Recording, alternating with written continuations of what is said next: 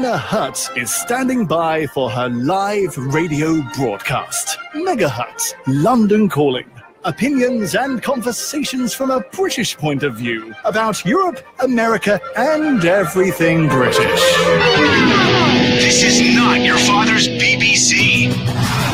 No stiff upper lip, no keep calm and carry on, no tea and crumpets or tally-ho. It's opinions and fresh perspectives from politics to pop culture and everything in between. It's honest, fun, raw, and unfiltered. Live from London, this is MegaHertz London Calling with your host, Noreena Hertz. Good morning, Los Angeles. Good afternoon, New York. And good day, America. Whether your Super Bowl overflows or feels half empty today, fear not. Here on MegaHertz, we are patriots of the world, sweeping like eagles to bring you the best and brightest of thinkers and doers from Europe and the United Kingdom. Today, we travel the pathways of the brain. Can you make yourself more intelligent? According to David Adam, best-selling writer and investigator of the neural pathways, yes, you can. We circle the globe with adventurer Sarah Outen, the first woman to row across the Indian Ocean and the first woman to row solo from Japan to Alaska. She has also looped the entire planet on her own steam, in this case on bicycle, by rowing boat and kayak. I cannot wait to learn more. And we rise to meet the world with the acclaimed author, food writer and gardening guru, Allan Jenkins, who has written a manifesto in praise of morning. A call for early rising, dawn walking and daybreaking. Getting up early, he says, frees our creativity and changes our days. Also joining me in the MegaHertz Palace of Discussion and Delight is a regular guest on this show, my husband, film and television producer Danny Cohen, who's just back from Los Angeles. How's your jet lag? I'm still in LA in a way. Well, that's great, because we're speaking to LA right now. That's good. No, I'm fine, thank you. Good. Well, welcome all. Now, there's someone who I try not to spend too much time discussing on this show, and that's President Donald Trump. I mean, you guys have enough of him back home, don't you? But I'm compelled to set the record straight, because earlier today, Trump tweeted, "The Democrats are pushing for universal health care, while thousands of people are marching in the UK because their system is going broke and not working." This is simply not true. There was a march this weekend, but it was in support of the National Health Service, not in opposition to it. You see, over here, we love the National Health Service. In fact, we're prouder of our National Health Service than we are even of our royal family. Yes, it's underfunded for sure. And yes, we do need to figure out how to make it more resilient, especially given our aging population. But we don't want to live in a system where you only get care if you've got a big enough bank balance, do we? Danny? It's really annoying. I feel even more annoyed by Donald Trump than normal. It's a deliberate piece of fact distortion, sort of fake news from Donald Trump. He's completely, and probably deliberately, if he does understand it, of course, misinterpreted what was going on. The people of Britain feel that they want more money in the health service, but they love universal free healthcare. The country is extremely proud of it. And I think most people, vast majority of people, as you say, Noreena, would prefer to live in a country where there is universal healthcare than one where a large proportion of the population is at risk.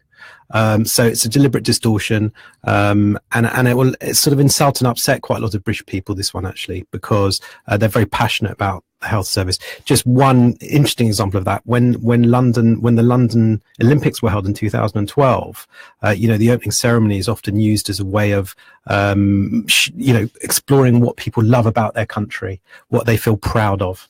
And one of the things that Danny Boyle, who created that ceremony, put into it was NHS nurses. And that gives you a sense of where they sit in our culture and how proud people really are overall with the NHS, despite all its flaws, despite all its problems. So you're wrong again, I'm afraid, Mr. Trump.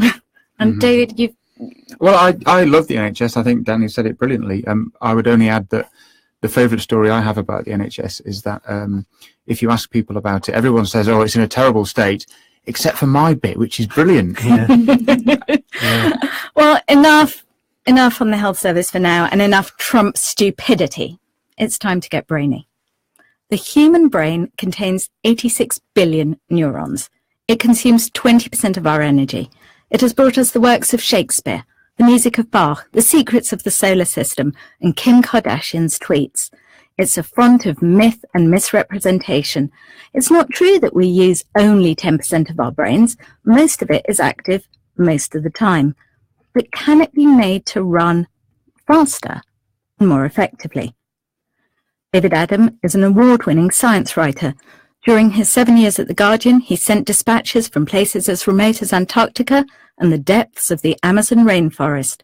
He is now an editor at Nature, the world's most prestigious scientific journal. His new book, The Genius Within, Smart Pills, Brain Hacks, and Adventures in Intelligence, is out this week. It's the stuff of movies, isn't it? Taking a drug to make yourself smarter. Did any of you see that movie Limitless, which came out about 7 years ago? Well, I did, yes. Was that one of your inspirations? Yeah, it's when you went to the publisher. Yeah, because it was when Bradley Cooper took that drug, didn't he? NZT48 and then like learn Chinese within hours and wrote a best-selling book within days. And yeah, it was that was the bit that I liked. That's it. The best-selling book. Very, very good. If you could take a drug to make you smarter, would you? I want to hear from you. So call me toll-free on 877-974-7487, tweet me on SXM Insight, or share your thoughts on Facebook Live at facebook.com/Noreena Hertz. But this isn't all sci-fi fantasy, is it? You went on a journey, didn't you, David? Yeah, so Limitless is a really good example because it's an example not of treatment. So we're used to medicines being used to help people who need some kind of reversion to normal, to bring them back up again. But Limitless took the premise of a perfectly normal, for want of a better word, healthy person, and how can you then get better?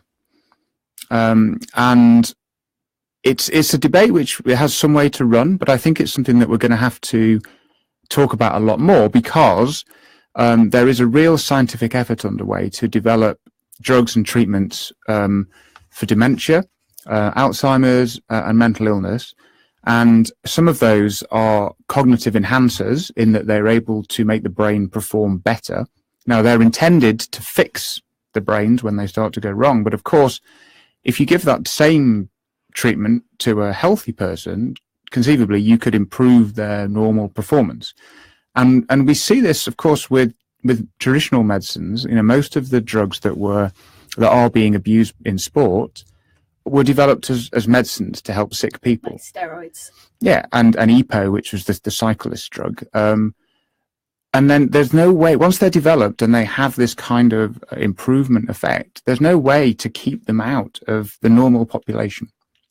But you went a step further because you didn't just do research and think about, okay, what drugs might be in the future used for enhancing our smarts.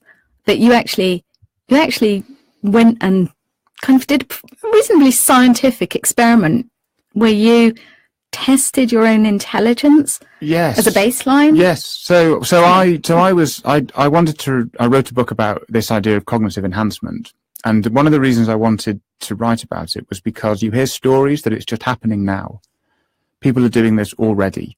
It's quite hard to get reliable information, but when you do surveys, about a quarter of university students in the UK say that yes, they've taken a smart pill. Yeah, and in the United States, I actually looked at US data. So 20% of American college students say that they already have, and 30% of the top tier college students say that they already have taken a smart drug.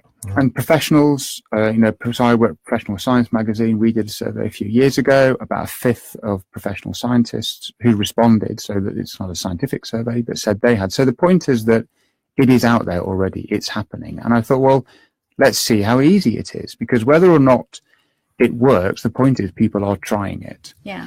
So how easy it is to get it, but also does it actually work? Yeah. So how if I want to go, the drug you tested was modafinil, wasn't it? It was. So modafinil was a medicine. Is a medicine. It's prescribed for narcolepsy, among other things. But it is used, but basically you can buy it on the black market, and you can take it, and then supposedly, and some scientific studies show this, that your performance on certain tasks does improve.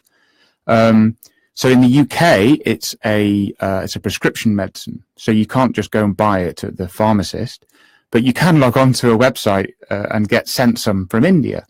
What kind of website? Well, I think I just... You're asking for the address. Yeah.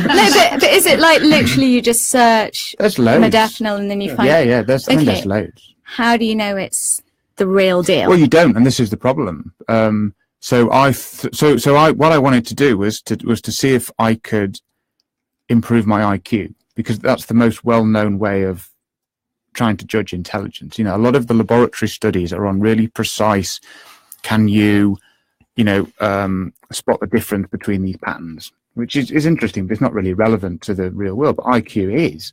So I went for a Mensa IQ test, because that's, I mean, forget the IQ test that you find online, you know, you can do in 10 minutes. They're just a waste of time.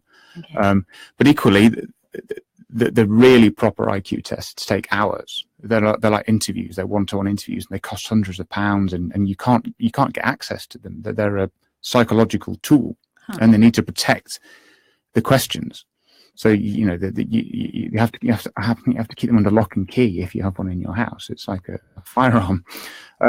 But so Mensa seemed to be a reasonable compromise, because you can just pay, and then you do a reasonably reliable and predictable IQ test, and they give you a result. So I went for those, and I got an IQ result. IQ you were happy with? Yeah, well, I was. Yeah, I won't spoil it yet, but I'll tell you later. Okay. But then I thought, well, I'll then do some cognitive enhancement, and I'll go back for another IQ test, and I'll leave it a year, because we know that you get better on IQ tests if you take them again. But equally, to do an experiment or to do a comparison, you have to do it twice. So I thought I'll leave it a year. So that gives me plenty of time to get some modafinil. So I went on one of these websites. Yeah. Was it a darknet one, or? No, it wasn't. I don't even know what the darknet is. It's because we were introduced to the darknet a few weeks ago, right. Which was scary, because you can buy anything on the darknet. Yeah. Well, no, you don't. It's on the fully light. You can buy normal net. You can buy drugs, firearms, passports. Wow. IQ tests. IQ tests. I didn't do any of that. IQ scores. I didn't do any of that. The secrets. Yeah. That would be a better book, actually, wouldn't it? But so I. No, this is a good book. Don't undersell your book. Yeah. So a couple of weeks later, a brown envelope drops on my mat, and it's got what looks like a medicine in it. You know, it's one of those blister packs where you press out and the little white pills, but of course there's no way of telling if it's real or not. So and most of the people who are listening to this who do take smart drugs that they buy on the black market are in exactly the same situation. You know, you just have to take it on trust, and could be taking anything. Could be taking anything. So did you just take it on trust? No, I thought, well, if I'm going to write a book about this, I have to get it tested. Because otherwise you could be testing something that wasn't even the drug. Okay. Yeah. So, and it turns out it's a lot easier to buy this stuff than it is to find someone who's willing to test it and make sure it is what it says it is. So, you know, I work in science. I spoke to some people. No, we can't do that. I ended up talking. I asked research scientists who work on this whether they could just slip me some of their stash rather than having to buy it in the first place. Yeah. No, we can't do that. I then found a few universities who offer time on their equipment, because you need some pretty specialist kit to test this properly. You know, you can't just go to Boots, or you can't go to the pharmacist and ask them Not to test CBS it. Or It's like Dwayne a mass spectrometer, you know, these pieces of kit that cost $500,000. Long story short, I found a university that was willing to do this, but I was first grilled by the press officer for the university, saying, "You're not writing an expose, are you, about our students taking this stuff?" And I was like, no, I just want to know if it's real. And then I guess we're all waiting. Did it work? But was it real? It was real. It was real. Sorry, that's what I want to know. Oh, I see. Step by step. No, very good. So yes. Very good, Alan. So Just yes. assuming that the whole book didn't, the journey didn't. Yes, it was real. It was real. Well, the stuff that I got posted was real, and I then I took one, and I went back and did another IQ test. I also did a different form of cognitive enhancement, which is electrical brain stimulation. So again, on the internet, you can buy these kits, which they're just basically wires attached to a battery.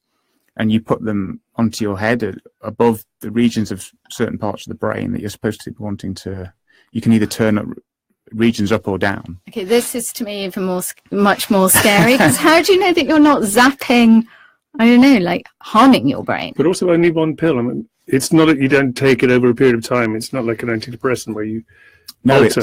It hasn't. You just do. You so take one and bang. I mean, I think if you have it as a medicine, clearly you take it regularly. Yeah. But if you want a cognitive benefit, it is a bit like, I guess it's a bit like taking lots of coffee, but you don't get the jitters. And importantly, although coffee is a cognitive enhancer, it seems to do that thing where if you're feeling tired, it will bring you back to normal. But however much coffee you drink, you're not going to go beyond normal. You're just going to get shakes. Whereas modafinil seems to be able to allow you to exploit a bit extra in your brain. And in a way, I mean, you could argue that taking a drug like that is actually perhaps more dangerous because you've got no control over where it goes. To get stuff into the brain, you take a drug, it just goes into the blood and then it just saturates the entire brain. More dangerous than zapping your head? Well, how did you know where to put it? Because there are scientific papers where people do this stuff. I see. So it's so easy to electrically stimulate the brain that scientists do it just because they can. We've kind of spent, neuroscientists have spent 20 years. Greatest brains of our generation. They spent 20 years mapping the brain, themselves. finding out this part of the brain is involved with recognition of faces, for example, those colourful scans that you get. And that's really expensive and difficult to do. But once someone's done that, it's very easy as a scientist to say, I know, we're going to test to see if we can make people better at recognizing faces by stimulating this part of the brain. And so did you get smarter? You took a modafinil pill, you zapped your brain. Yeah. Did you go back and do the test? So the Mensa test is actually two tests. Okay. So one is based on language and one is based on abstract reasoning and symbols and the kind of stuff that you think of or I thought of as an IQ test. I did pretty well on the language test the first time around, but I thought I was, because I work with words, I'm a journalist, I thought I had a natural sort of bias to that or a benefit to that, an advantage. So I thought I'll focus on the second test, which is the abstract questions and symbols. And the first IQ test, I got an IQ on that test of 125, which is pretty good, but it's not high enough for Mensa because Mensa wants you to get an IQ of 130. I then went back the year later and took my smart pill and did my brain stimulation. And on the same test, I now had an IQ of 135. Whoa. Wow, 10 points. Yeah, I mean, which was enough to get into Mensa. That is significant. Wow. So can anyone... So did you? Sorry. What, did you? Did you join Mensa? I did, yeah. No, of course you did. I did, yeah. And now he's hanging out at Mensa gatherings. Is that right? I did go to Not one yet. Mensa gathering just to sort of write about what it was like. Yeah. So can anyone make themselves more intelligent? Well, so making yourself more intelligent is a really, it's a different way of putting it. And IQ is a very specific measure. Okay. Intelligence is much vaguer and much harder to define. So, for example, you have something called crystallized intelligence, which is just a store of knowledge, general knowledge. So I could tell you, do you know what the capital city of Cameroon is? I don't. It's Yaoundé. Of course it is. So I've just improved your crystallized intelligence. Okay. As long Just as you because remember you've given it. me that As long as you information. remember it, which is why education, of course, is one of the greatest ways we have I to see. increase people's intelligence. But then another aspect of intelligence is what we call fluid intelligence, which is more, I think, what you're getting at, which is the ability to reason and to solve problems and to think and to analyze. And again, that sort of peaks in early 20s, really. And then I'm afraid it's downhill. So if you took a drug or stimulated your brain in the right way, you could improve that in part of theory, your... and in Yeah, practice. it's not sustainable, is it? Presumably it's just that one sort of event. Are you now like zapping just smarter per se? Sorry, I'm jumping in. No, that's good. I Or wanna hear. is it that, how long does it last, basically? Well, so bang for buck. So That's what I'm interested Are in. you still smart? the modafinil Oh, yeah, seems he's to last still for about smart, 12 isn't hours. Oh, Christ. The brain stimulation, in tests, it seems to be the case that, let's say, if you want to practice a task. So they do this in America with lots of sports people, actually. They'll be in the Winter Olympics at the moment. The ski jump team did some practicing, and they practiced their jump offs, you know, when you get to the end of the ramp, which is part mental as well as physical. And they stimulated their brain while they were learning that skill. Oh.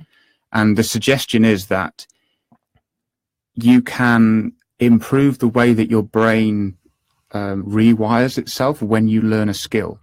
So that would have a lasting benefit. Yeah, that raises a whole host of issues about drugs and sports. I think what concerns Danny. I'm concerned for the students. So or the students who aren't using it. Buying dodgy modafinil. Well, I'm concerned about the ones buying dodgy modafinil, but also the ones who are not taking drugs. Well, if you're taking modafinil, you know, and you're getting a 10 or 15% improvement in what you do, that's not a level playing field. I mean, it feels like you end up having to urine test students after exams. Yeah, I mean, Morris from Maryland on Facebook is saying, is taking smart drugs at school a form of cheating? That's what you're saying. It is if you go to Duke University in North Carolina, because they are, as far as I know, the only university so far in the world who have taken a stand on this and said it is cheating. Yeah, but it's not clear how they enforce it. Because, as you say, you would have to do urine tests for everyone. Yeah. Wow. Which they do, by the way, at the World Bridge Federation Championships. Well, they've always been way ahead of the world. All right, well, look, we could be talking about this for so much longer. But we need to move on. Fascinating stuff. David's The Genius Within is out this week. Now, strength of mind and body speaks to all of us, but few of us will ever come as close to the breaking points of both as Sarah Outen has. Sarah is an adventurer of astounding determination, a record breaker whose first mission saw her rowing across the Indian Ocean between Australia and Mauritius. Her second journey took 4.5 years and 25,000 miles as she attempted to circle the globe by heading east from London across Europe, Russia, China, and North America, and the oceans in between. She was 25 days into the Pacific when she hit a tropical storm and was rescued. She returned to the Pacific the following year. After rowing for 4 months and finding herself under halfway, Sarah turned north, landing on the Aleutian Islands. After 150 days alone on the water, she cycled across North America through terrible winter and then set out to row the Atlantic back home. She hit storms and was rescued 1,000 miles from the UK. Sarah, just an outline of your adventures is terrifying. Why do you do what you do? Some of those parts were definitely terrifying at the time. It's all about kind of exploration of the world around me and kind of myself in relation to that as well. So I think all of that's driven by a curiosity and just a great love of sort of being outside and exploring and learning and so on. And all of this for me started very much, I think, in childhood, rooted in a life just spent outdoors, kind of wandering and discovering and exploring in a way that I don't think happens today with children, as everything's kind of contracted for them. But then it really kind of, I suppose, took off. When I was at university, I heard about ocean rowing for the first time and immediately thought, right, that's what I'm going to do after I graduate. Same for me. Originally I was planning to go into the army and that hadn't worked out, so I thought, right, I've got this opportunity. Okay, just for the record, as the wife of Danny, he ain't rowing across the ocean. He doesn't look like it. Also, I don't know what you're saying. Thanks, Alan. But you know, you can be frank. We can be open and honest here.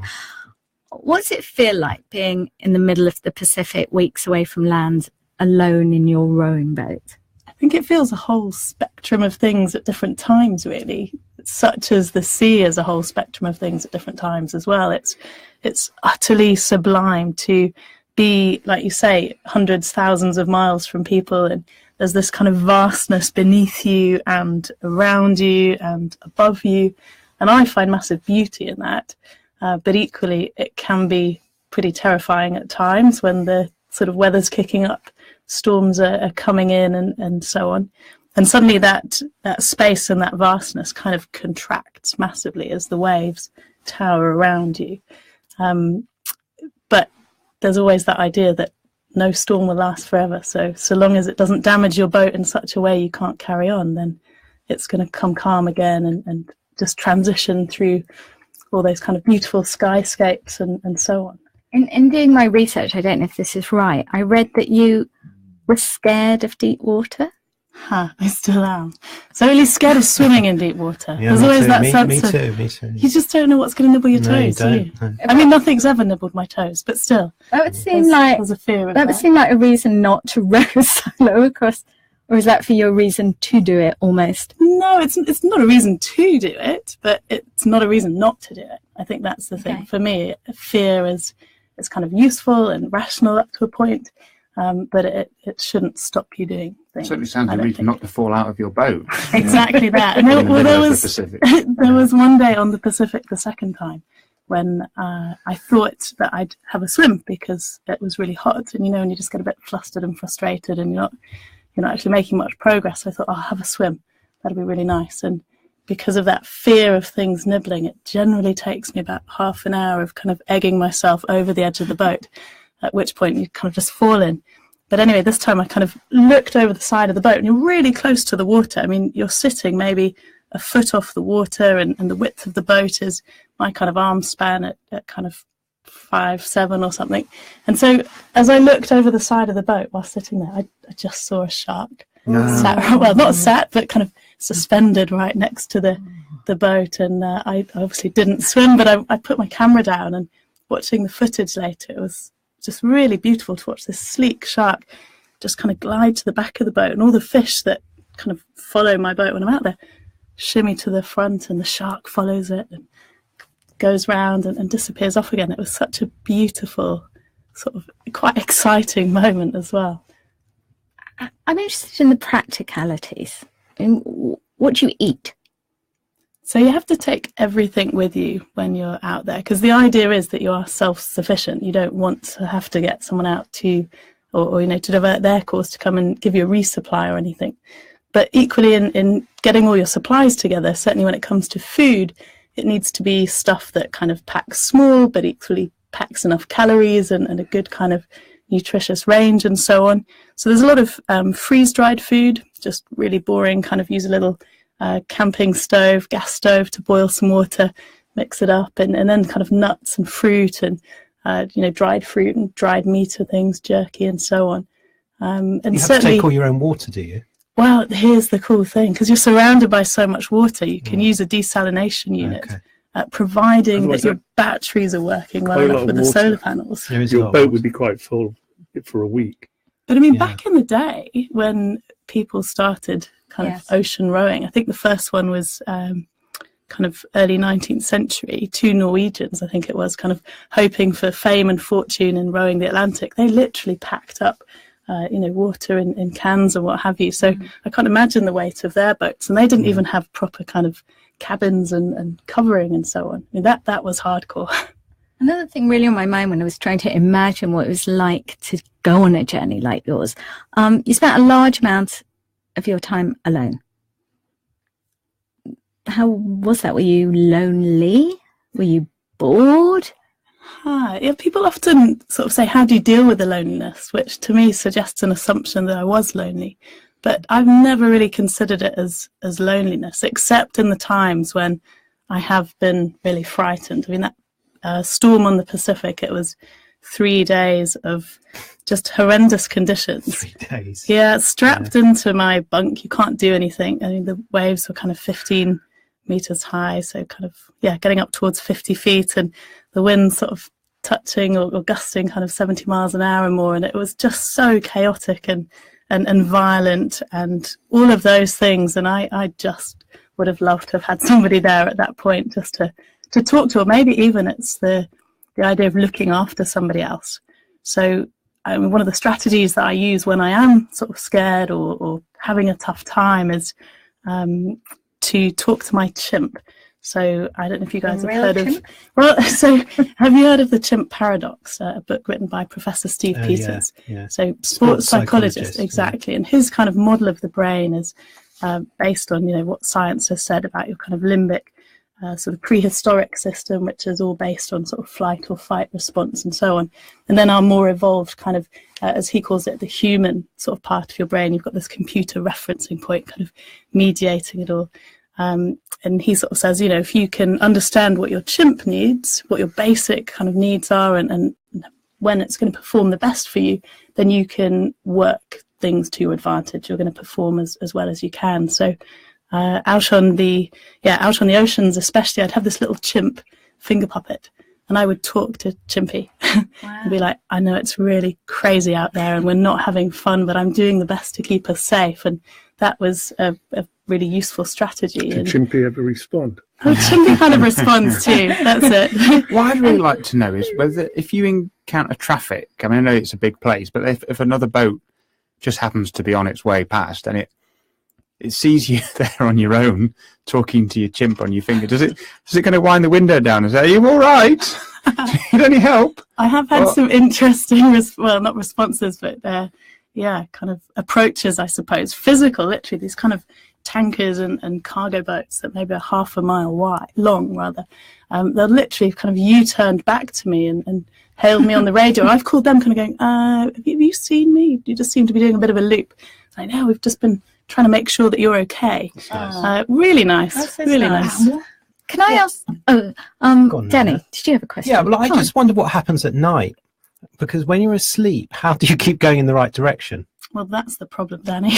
You don't always go in the right direction. Because certainly my ocean rowing trips have always been without any kind of motor or sail or anything. So literally all you've got is the opportunity to set the rudder to the best possible course. And if the wind and waves are useful and the currents are useful, you'll hopefully make useful miles overnight. But equally, you can go backwards or north or south relative. So you could row all day and then be pushed back at night to where you'd come from. It's happened further. Exactly. It's happened before, rowing literally for a week or more and not actually making progress, losing it every day. How do you cope at those times when it just feels so frustrating? It's really good that there's no major landmarks out at sea. So at least on one level, you're not rowing past the same thing again and again. But it's an interesting mix, because there's sort of the short-term game, I suppose, of literally keeping yourself as positive and focused as you can in that moment. I think whilst also kind of outletting the frustration and so on, and maybe a bit of screaming or whatever from time to time. But then kind of trying to maintain perspective too. And sort of say, well, this is going to happen when you set out. You're not always going to make useful progress. Like, progress literally is not always linear. And just I've kind of developed over lots of time alone and in that sort of situation, just different things that work. So sometimes it's about having treats. Sometimes it's about singing or reciting poems or listening to music and so on. Poems. What poems? What poems? Is there a poem you recommend at these tough times? One of my favourites is Invictus, and I would say that when things were really rubbish. So into the night that covers me, or out of the night that covers me, black as the pit from pole to pole, I thank whatever gods may be for my unconquerable soul. And it just goes on to talk about that kind of inner strength and resilience and sense of yourself that will never be taken away. The final lines, I'm the master of my fate and the captain of my soul. And saying those out loud at times when you're feeling really rubbish is quite handy, I found, for me anyway. Wow, amazing. Now, when I was a kid, and it's something that you kind of referred to when you started, I want to come back to it after the break. When I was a kid, 8 or 9 years old, I used to play in the woods at the end of my street with my younger sister, Arabelle. And sometimes on my own. But it feels like nowadays kids don't do that. And actually, I want to talk to all of you about that, because I know you've both got kids, Allan and David. Talk to you all about this after the break. And what do you think? Do you think kids today are less adventurous than we were? Call me toll free on 877-974-7487. tweet me on SXM Insight, or share your thoughts on Facebook Live at facebook.com/NoreenaHertz.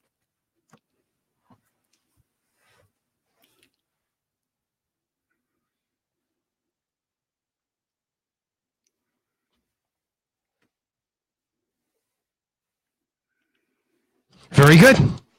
We're on a break. We're on a break. Thank you. Oh my God. That was very good going to the break. I didn't even realize you were doing it at first because you were so natural with it. Oh, okay. All right, but then you realised. How long is the No, I got it once. It didn't sound like you were reading a script. Very good. Like that. Sorry. How long is the break? The break is 3 minutes, is it? Yes, 3.5. At this point, we have just under 3. We just have just under 3. That was amazing. Absolutely. What I loved is the fact that it was Thank you. the fear of the dark was about things nibbling your toes rather than some enormous thing like eating half of you in one go. It was the nibbling of a toe, which I thought sort of Maybe that understatement's a bit of a similar thing. Do you ever get that thing in the mornings when when you wake up sometimes you're not quite sure where you are? Yeah. And then you realise and go, oh God. Sometimes some of the weirdest dreams as well after seeing. There was a bit hallucinating on my first trip, sort of first couple of days. I was convinced that someone else was on the boat the first kind of 24 hours, and I had to keep going back inside. And I was rowing outside and being like, "You can't stay here. You have to get off the boat and go home. You can't stay here for 4 months." So that was 2 minutes. I missed that bit. Sorry. She used to hallucinate on her first There's been few some days. interesting hallucinations at times. Oh. You were drinking that seawater. Thankfully, none of that. Does anyone want a glass of wine? And I'm good. No, thank you. thanks. I'm good. Have a bit of this.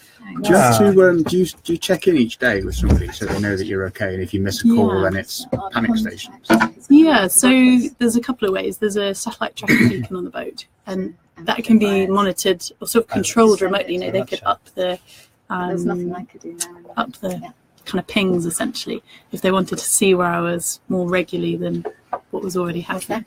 But yeah, I'd be in touch every day and just check in. I'd get weather reports every day as well. I was just intrigued by the fact you chose Chimpy rather than someone else that you could talk to. I think I really liked. Yeah, I liked the idea of a chimp. That kind of resonated. Yeah. He doesn't like a chimp. I don't like chimps. I find 1 minute. Do you like chimps? I like monkeys. We like monkeys. Don't they Lemur. people have to kind of get rid of them because With sticks. they're mean. I Have remember you that And thing of steel. those babas, or when they're kind of running, they're sort of they're genocidal. What's the great? They are, seriously. Right. No, seriously. Seriously. They're really, really, really hunting backs and murder just for the killing. But sometimes that's for the meat, isn't it? As Yeah. well? Oh yeah, for They the meat. want the- They're also 30 cannibalistic. Yeah. No, you don't talk them up, do you? Well, that Might some people put me are off. really nice. We're about 20 Sorry. seconds. So what would you have a Keep it a rabbit, bit Alan, closer as to your your I don't know. I don't think I'd have a I don't cannibalistic know, thing but that was Monty Python hunting had packs. crazy. We're about like 10 seconds out.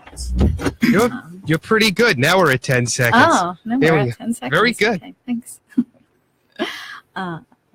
Okay.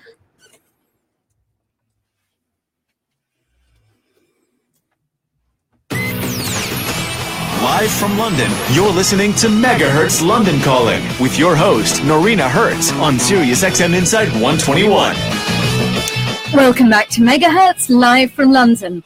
I'm Noreena Hertz, and I'm talking to Sarah Outen, an extreme adventurer. Okay, just before the break, I was talking about being 8 years old, playing in the woods at the end of my street alone. Am I right, Sarah? Do kids today do that anymore? I think it happens so much less often than it did in our day, which is really sad. There's sort of lots of research saying children's ranging behaviours, that distance from home that they'll travel alone has shrunk massively over the last couple of decades, and the amount of time that they're spending sort of out in nature equally is contracted for lots of reasons as well. I think sort of parental fear sometimes, and the fact technology makes it so much easier to stay inside, and different things like that, which I think is really sad. I think kids are missing out. There's the term, isn't there, nature deficit disorder.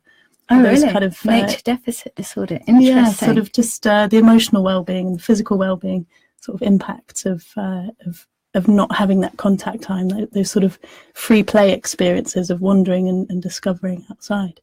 Alan, you've got kids, don't you? It's the internet. Is that the problem? To some extent? I don't know. I remember when I was a kid, we'd be taken on walks. And I always quite liked going on walks. My brother couldn't. He would sort of lag behind as long as he could, because he couldn't understand why, when we got to the place that we were going to, the car wasn't waiting for us. And it's sort of, he never kind of took to it. I always quite took to it. I always liked my own company. At the end of my road, you could either turn into the village or turn along a riverbank. And I liked the riverbank. I liked the wildness of it. There was an old badger set, and I used to crawl into the badger set, abandoned badger set. But I used to get quite deep into it, just lie there, daring it to kind of like fall. And I quite like the idea of disappearing, oddly. Because what I thought was go on an ocean row with Sarah. Well, I'd be worried about things eating my legs, not nibbling my toes, I think. But it was that I quite like that idea that you could disappear. There was a magic in it. I think there is, isn't there? And also the magic in getting lost. Yes, I used to be on your own. And I always used to ask my dad when I was a little kid, let's get lost. There was something very exciting about getting lost. But now, what you're saying, that the internet is keeping your kids away from? Well, I don't know. So if you're in a restaurant and you leave the table, you can pretty much guarantee when you come back that person is on their phone.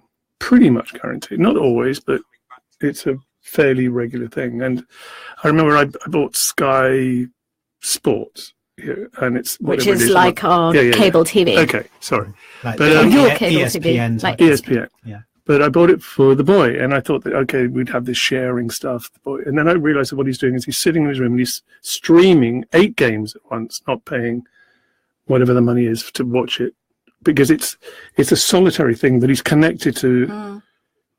So it's just a different kind of exploration. It's probably more internal. Because Sarah, I mean, talking about social media, I mean, you were disconnected from the world for a very long time. What did it feel like coming back to the world? I've always found coming back home again quite a change. I think that transition from solitude back to people is difficult, but equally just the physicality of life out at sea, and the fact you're on a small boat with everything that you need. You know exactly what it is and roughly where it is in the boat. Whereas you come back home again, and there's different rooms you can put things in within your house. Stuff gets lost. There's so many things. You go to a supermarket, and I found it just overwhelming, and also really troubling, just the way in which stuff is thrown away and resources are kind of wasted. You know, lights are left on and food is wasted, whereas out at sea you're given this really clear sort of example of how precious stuff is. So on that level it was difficult too. And I find the idea of connection out at sea has been an interesting one for me too. My first expedition on the Indian Ocean, I was paying for all my satellite airtime, which is really expensive. So I literally had one phone call a week to my mum just to let her know I was okay. And I'd send an email out maybe once a day, something like that.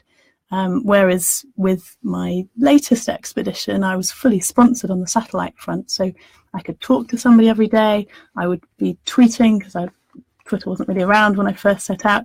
And it's great in some ways that you can share those experiences. So bring, the experience of having a 15-meter sperm whale surface alongside your boat, bring that directly into a classroom.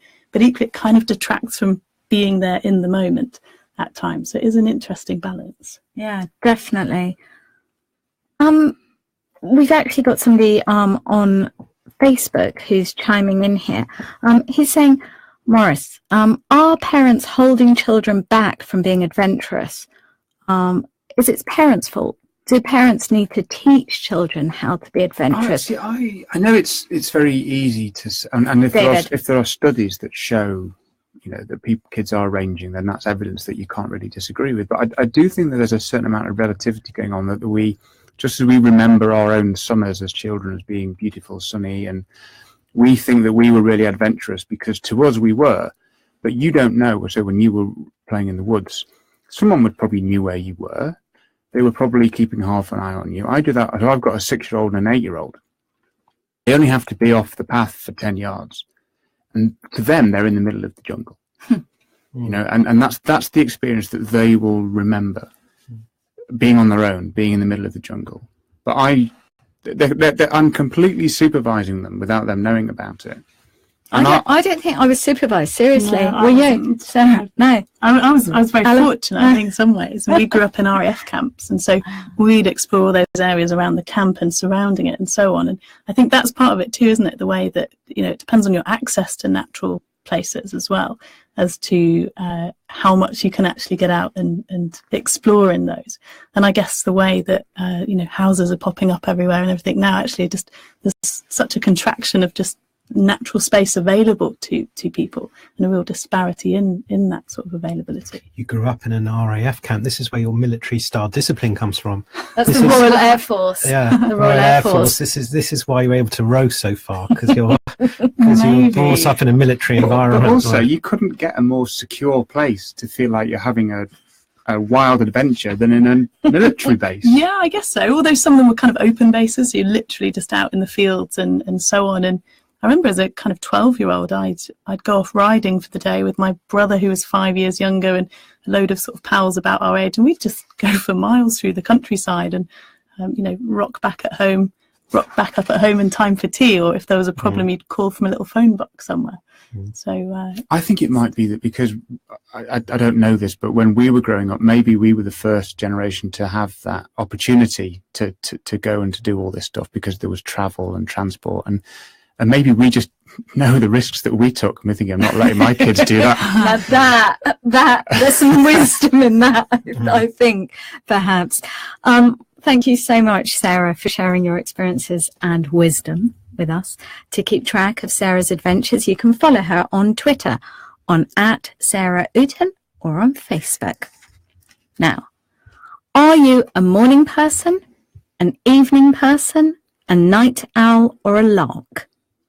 Allan Jenkins is a best-selling author and columnist, celebrated in Britain for his writings on food and horticulture. His passion for the natural world has taken him from life in an experimental eco-community, growing organic food on the shores of the Irish Sea, to the heart of the British national press. He has a column in The Observer, the sister paper of The Guardian. Mourning his new book is out next month. It's a hymn of praise and celebration to the world in its waking. Are you an owl or a lark? I want to hear from you. So call me toll free on 877-974-7487, tweet me on SXM Insight, or share your thoughts on Facebook Live at facebook.com/Noreena Hertz. Now, Alan, I set up a Twitter poll asking my followers if they were owls or larks. And the majority, it turns out, are owls, 69%. But you clearly are a lark. What time do you typically get up? I get up. I changed it in the book, actually, because I get up in the summer around 4 a.m. and in the winter around 5 a.m. My editor was slightly concerned that 4 a.m. sounded slightly lunatic and slightly deranged, so we moved it sometime before 5. But it's So it works for me. 4 a.m. in the winter? No, 5 a.m. in the winter. Okay. Yeah, you have a lion. You have a lion in the winter. It isn't really a lion. It's just that I think you're just you're less stimulated by light. I think a lot of it is about light and about how it works. So there is a definition of lark and owl, which is that in the way it works is that if you're a lark, you would, without any other obligation of family or work or anything, you would naturally go to sleep sometime around 8 in the evening, and you would naturally wake up at 4. There seems to be the thing of 8 hours roughly, though I think some of that could be adjusted a little. And if you're an owl, you would naturally go to sleep at 4 a.m. and wake up at noon. If there was no other, so mostly they'll take it at weekends or holidays when you don't have to get up. So that's the way it's normally going. The other thing that's interesting about the lark and the owl is that it seems to depend on where you geographically are. In that there are more owls in the east of a, let's say like CET, like one time zone. There are more owls in the west and more larks in the east. So more early risers. More larks listening to us in Los Angeles than in New York. Okay.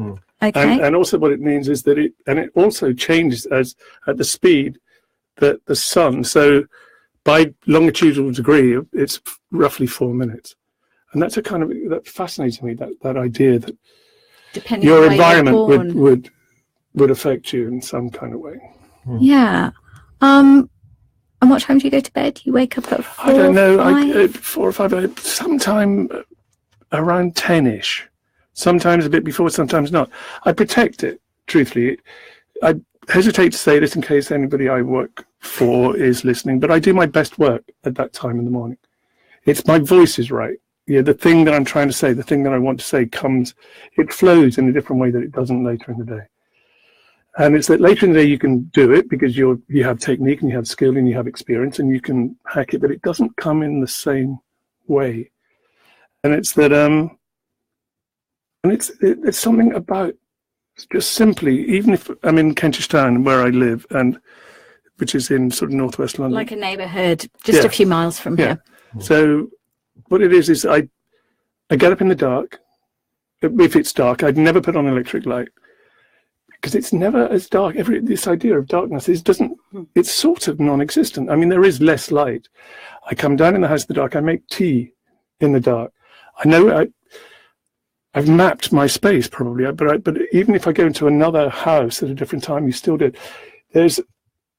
There's a test you can do. You can tell the difference between, if you listen to hot water and cold water being poured, you can tell which is hot water by listening to it. I did it with it's the School of Advanced Studies. You just by hearing it, you know it's hot water. Wow. And the point is, I 5 minutes. I make the tea and I pour it, and you know when the kettle's full. And I kind of sit down and I open the window. Or if it's winter and it's cold, I'll have the window open and the radiator on, and I'm sort of connected in a way. In your book, Morning, you talk a lot about the morning and for you about how you're connected with nature. You talk about the sound of blackbirds outside your window or bumblebees on the heath. How important is it in the morning, if you're going to really appreciate the morning, to go outdoors? And what's that mean for those of us who are living in very urban spaces? I think actually urban spaces are pretty full of nature. But I think the really important thing to do is not do the stuff you do the rest of the day. Because it's very easy to make, because the point is that everybody worries they don't have enough time to do the thing that they want to do. And the truth is there is time. That, like in every morning, there's like a doorway like Narnia that you can just step through and it's there. You've slightly stepped out of time. So the key to it is I slightly protect it. I don't do a lot of social media before I sleep. I don't watch a lot of telly before I sleep. I don't wake up and switch on the phone automatically, which is something that most people normally do. So I kind of paddle around in the dark. And yes, I go to the allotment in the dark. I sow seed in semi-dark. I see foxes. I see things. But what's more important is just creating space. And if you create space, and it's a time when my wife's asleep or the boy's asleep or whatever it is, if you have the time, is all yours. And it's not just you, of course, doing this. I mean, in religions, for example, monks are having their early prayers. The first call to prayer in Islam is early in the morning. So there's an electric clock. So I went to, when I was kind of looking into this, I thought I went and stayed in a monastery. I went to Hindu ceremonies and I went to Islamic ceremonies. And the point is that first prayer changes every day. And there's an electronic clock in all mosques which will tell you when dawn is. In fact, what it'll tell you is the moment before dawn is what they're interested in. And then it just calls. And it's that every religion celebrates that moment. And I think it's what we were talking about, transition earlier. And it's the thing of change. And I've always been interested in change. But when I was a kid on a river, there was mist meant change. There would be an owl coming across. There was magic. Do you wake up feeling awake? Yes, always completely so you wake, pop, I'm awake. Yeah. And have you always been like that? Yeah. Because I don't know if that's one difference between larks and owls. It takes me about an hour to feel fully awake and like all of my neurons are firing and all of those kinds of things. I sometimes wonder, could I change that, or is that just my biology? Well, it depends. You could change it, and it is some of your biology. Yes, because Connie on Twitter is saying, can you generalize? We're talking about creativity in the mornings, but can we generalize about creativity being the best for everyone in the morning? What we can say is 15% of the population are larks, 15% of the population are owls, and the rest of us come in between. But I think what you can say is that if you create a space outside time, then you can be creative. Well, I'm definitely more creative and focused in the mornings, I think. I love the silence. I love watching the dawn break. So I think off the back of reading your book, I'm going to try, this is a commitment here on air, to wake up a little bit earlier. Yes, I don't say just a little bit more. Yes, just wake up a little. I won't wake you up. Yeah. And why don't you try it yourself and tomorrow, and tweet me or Facebook me and let me know how it went. And Allan, I'll forward my findings, their findings to you. Thanks so much for coming on. Allan's book Morning is out next month, and you can pre-order it now already on Amazon or at your local bookstore. Well, it's morning on the West Coast, but here in London it's coming up to 7 o'clock in the evening, which means it's time to bid you farewell wherever you are and on whatever time zone. Sarah Outen's book, Dare to Do, is out now. David Adams' The Genius Within comes out tomorrow in the US, and Allan Jenkins' Morning comes out next month in North America. They're all great reads, and I strongly recommend them. Thanks again to all of you in the studio and to all of you who joined the conversation on social media. I look forward to talking to you next month, when in a special edition of MegaHertz, I'll be joined by women of fearsome intellect and insight who are also super fun as we celebrate International Women's Day. In the meantime, let's all go out and be more adventurous, think smarter, and wake up earlier. MegaHertz London Calling is produced by Horatio Clare and presented by me, Noreena Hertz.